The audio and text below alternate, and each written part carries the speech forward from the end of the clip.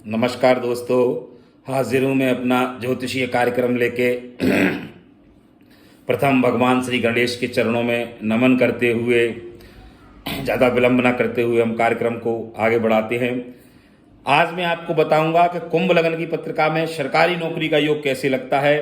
ये कुंडली जो हमारे पास आई है, तो मैं आपको पहले एक बार बता दूं कि ये कुंडली 20 सितंबर 1994 और 5:55 PM और जिला भिंड।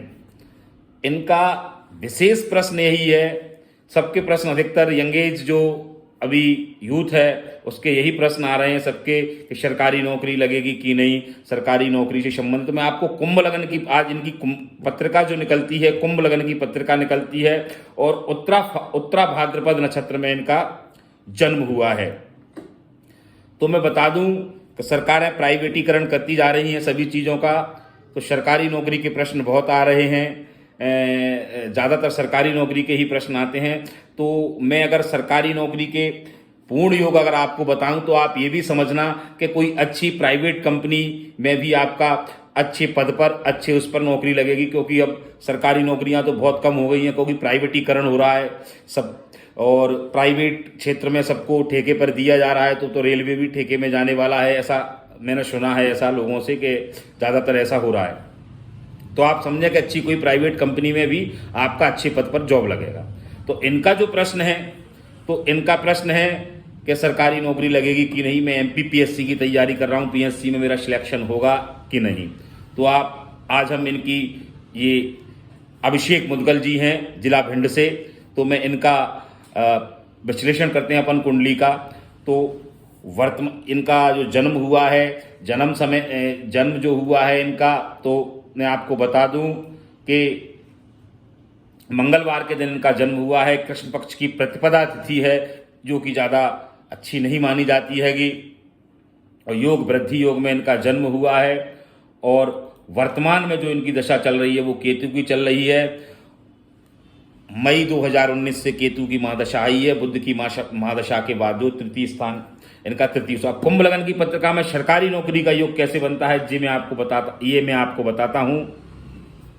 ये कुंभ लग्न की पत्रिका है। 11 नंबर अगर लग्न में ही पहले घर में 11 नंबर लिखा है तो आप समझ जाइए कि ये कुंभ लग्न है। ये जो नंबर लिखे रहते हैं, मैं बार बार आपको बता रहा हूं। जो लोग कुंडली देखना चाहते हैं, जो मेरे दर्शक हैं, जो कुंडली सीख रहे हैं, जो प्रेडिक्शन, जो फलादेश सीख रहे हैं, तो मैं उनको बता दूं कि जो ये नंबर होते हैं वो राशियां होती हैं। तो पहले घर में कुंभ लगाना है तो कुंभ आई है। तो इनका विशेष प्रश्न जो सरकारी किसी भी प्रश्न पर ही फोकस किया जाता है। कई लोग हमें भेजते हैं डाटा, तो ये बोलते हैं गुरुजी कुछ बताओ, कुछ बताने कुछ नहीं होता, आप अपना प्रश्न करिए, उस प्रश्न के आधार पर कुंडली में देखा जाएगा। इसमें पूरा ब्रह्मांड होता है, 12 भाव में और 27 नक्षत्रों में सारा ब्रह्मांड है। तो सारा ब्रह्मांड में आपको कैसे बताऊं। तो आप अपने विशेष प्रश्न करो, और एक या दो से प्रश्न ज्यादा आप नहीं करोगे, और प्रश्न आप ऐसे करोगे जो सार्वभौमिक हो, सब लोगों को इससे फायदा हो। व्यक्तिगत प्रश्न आप ना करें। तो मैं इसमें सभी के लिए बता रहा हूं सरकारी नौकरी का योग कैसे बनता है। हम दशम स्थान, हम भाव, भावेश और कारक। तो सबसे पहले हम कारक देखेंगे। सरकारी नौकरी के कारक जो होते हैं भगवान सूर्यदेव होते हैं। तो सूर्यदेव का प्लेसमेंट देखेंगे, वो सप्तमेश होकर यानी 7th हाउस के लॉर्ड होकर वो छठे स्थान में पड़े हुए हैं, अष्टम स्थान में पड़े हुए हैं, छठी राशि में, कन्या राशि में बुध के साथ। तो मैंने पहले भी बताया था कि किसी भी ग्रह का 6, 8, 12 में जाना उसको कमजोर करता है, उसको बलहीन करता है। तो सूर्य का बल यहां कमजोर हुआ है। अब अपन चलेंगे दशम स्थान पर। तो दशम स्थान के स्वामी मंगल देव बनते हैं, और दशम स्थान के स्वामी होकर वो 5वें स्थान में बैठते हैं। यानी 10th हाउस के लॉर्ड की जो प्लेसमेंट है वो बहुत अच्छी है। 5वें स्थान में वो प्लेसमेंट है, और उसे पूर्ण दृष्टि से 9वें घर से गुरु पूर्ण दृष्टि से देख रहे हैं उनको। तो मंगल की प्लेसमेंट बहुत अच्छी हो रही है। तो मैं निश्चित ही कह सकता हूं कि गुरु ने मंगल को देखा तो दशमेश बढ़ा। तो सरकारी नौकरी का इनका योग बन रहा है, लेकिन योग कितना बन रहा है कुंडली के अंदर तो आप समझें।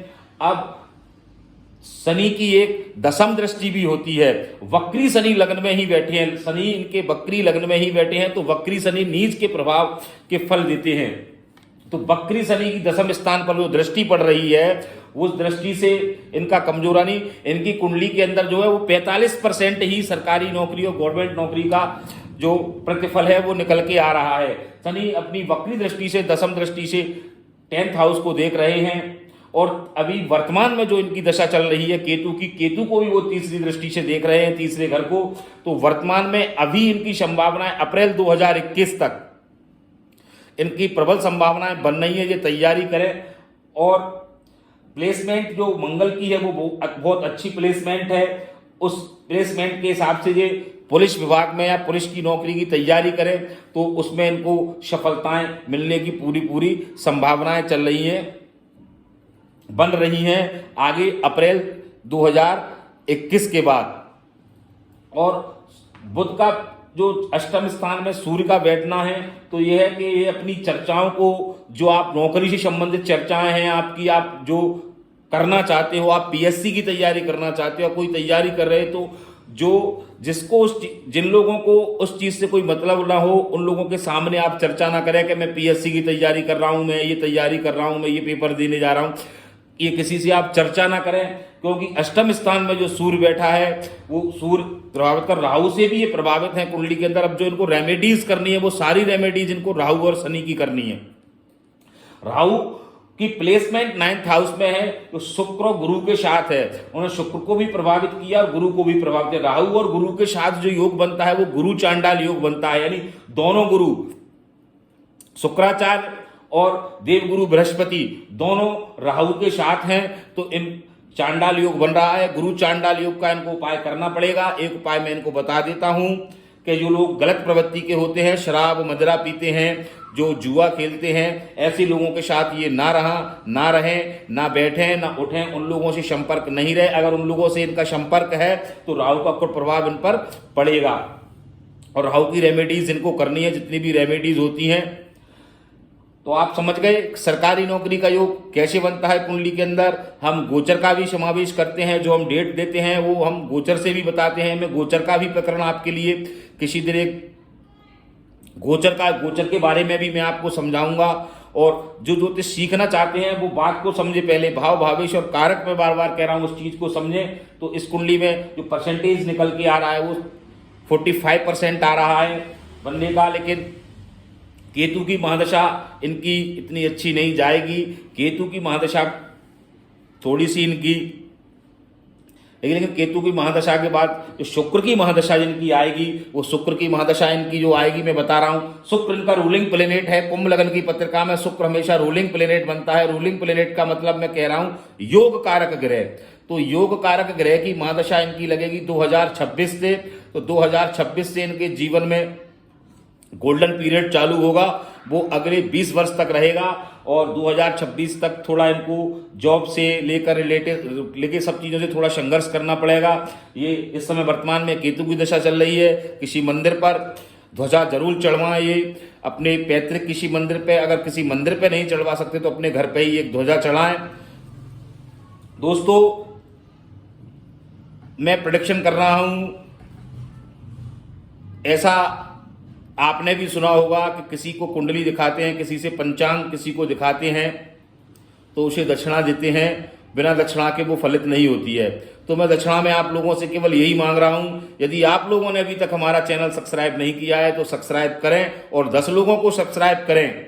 मैं अभी जिन लोगों की जितनी कुंडलियां हैं मैं सबकी कुंडलियों का बारी बारी से वीडियो द्वारा ही विश्लेषण करूंगा।